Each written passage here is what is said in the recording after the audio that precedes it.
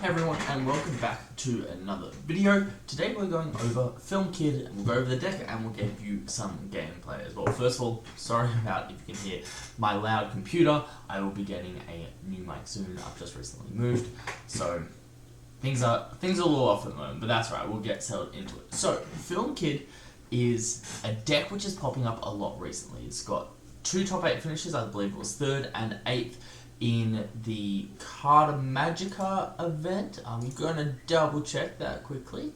The Carta Magica webcam treasure cup, as well as getting top 8 in the TAC Games treasure cup as well this last weekend. So that's 3 top 8 finishes in 2 events, which is quite insane. So the decks do vary a little bit, so I have found a build which I am most happy with, and I'm going to share it with you guys today. So what is Film Kid in comparison to the other Kid decks? Well, first of all, it runs more defensive events, so it runs a 4 Punk Gibson, but it also runs Paradise Waterfalls, and that's because we do have such a good 7-drop blocker as our 7-cost Monkey D. Luffy. Now, how does this compare to actual Kid? Well, the main difference is we don't have any 8-drop kids. Alright, so no 8-drop kids means they can attack our board however we want, except our board presents bigger threats. So we have a 5 for 7 Frankie, we have Brook, which can spawn one of our little Usops or Namis, so Brook gives a tons of value, but we're essentially just attacking a bunch more 4-5k, so if they're attacking our board, they're not getting as much value because we can counter out of it for 1, or they could just be attacking our life. Now, what's Monkey D. Luffy in comparison to the 7-drop Kid blocker? Well, the main difference is 7-drop Kid blocker, you can pay we can get attached to Don for it to restand at the end of turn. However, we do have Paradise Waterfall and Bartholomew Kuma, which do not Bartholomew Kuma, just Bartholomew, my bad, which do a very similar thing, which restand one of your film types or just restand anything. So we are still able to get a block off with this Luffy, and then, an attack off with Luffy, and then restand it for a block as well, and being a 7k blocker is quite hard to defend. The other bonus we get with this Luffy is it has a really good on-play effect with being able to play another film card. So this Luffy can play the Brook, which can then play the Bardo. So for 7 Don, you get more value than the 7-drop Kid can give you. Now, that's all for the deck. Essentially, it is running a lot of vanillas. You still have Bonnie, which can search for Bardo, it can search for your Punk Gibsons, your Luffys, your Zoros, your Scratchman and Pooh, more Bonnies, and then we've got Nami, which is our main searcher, which can search for the Luffys, the Brooks. Can't search for more Namis, but you get the idea of it. You're kind of just being able to use Nami more to draw more cards as well as be more aggressive. Let's just get into some gameplay and see how the deck runs.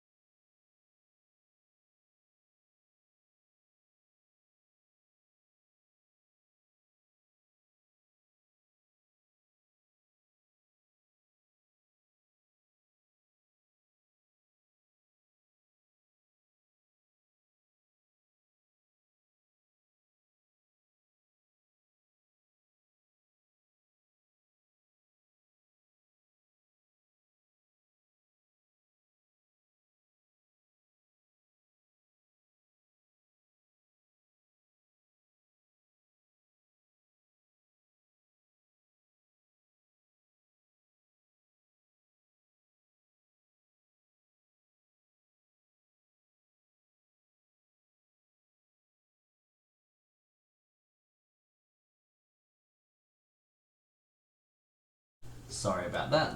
Attacking into Bonnie, we don't have enough defense to stop Bonnie. I'm just going to say it for the delay. I had to go quickly deal with something. Now, Sakazuki's probably just going to go into face here. And we'll just have to take it. They only have 5 cards in hand, so they do kind of have to be worried about 2 big swings. 11, yeah, as I said, we're just going to take it. We found the Luffy. That's very good. Another Borsalino comes down.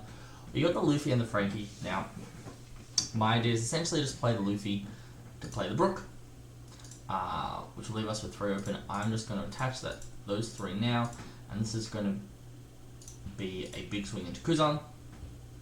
They get to choose whether they want their Borsalino or Kuzan to survive. The reason I chose Kuzan is we don't want that -4 on swing available for them to get rid of my Luffy. Alright, cool. Kuzan dies, perfect.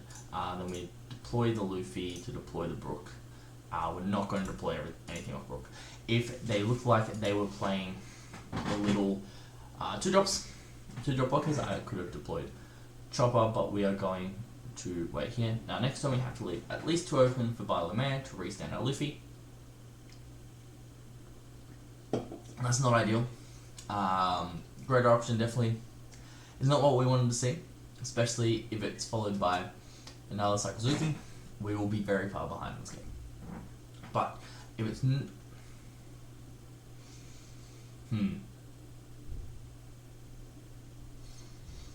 is definitely awkward. Yeah, it's definitely awkward. Alright, we're going to have to figure out a way to try to put ourselves back into this game, as we don't have much legroom, right?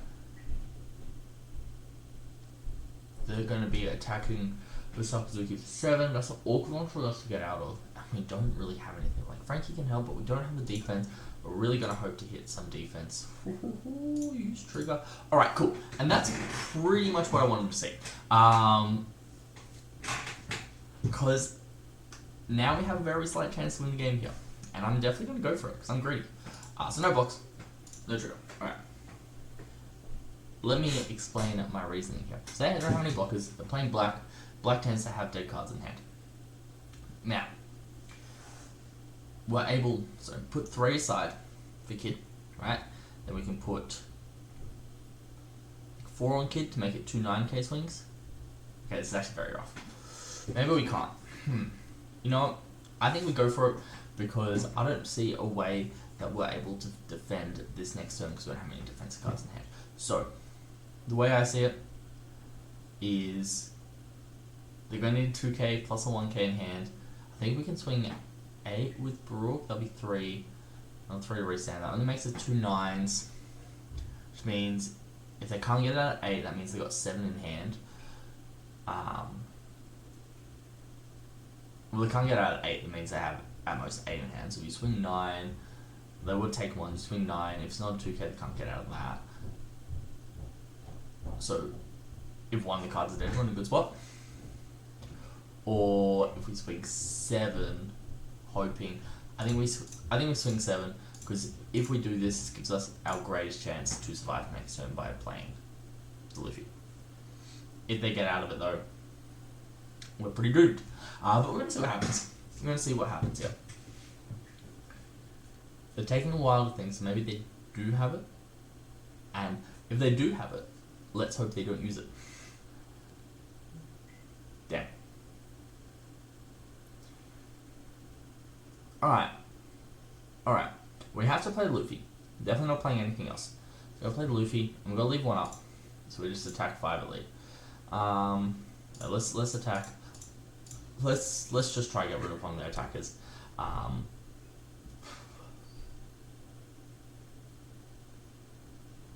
Well, they had 8. Wasn't much would have been able to do that. So deploy the Luffy, and we're not playing anything because there's no point. But this will be the game. They will essentially be able to split their attacks evenly. Go 7.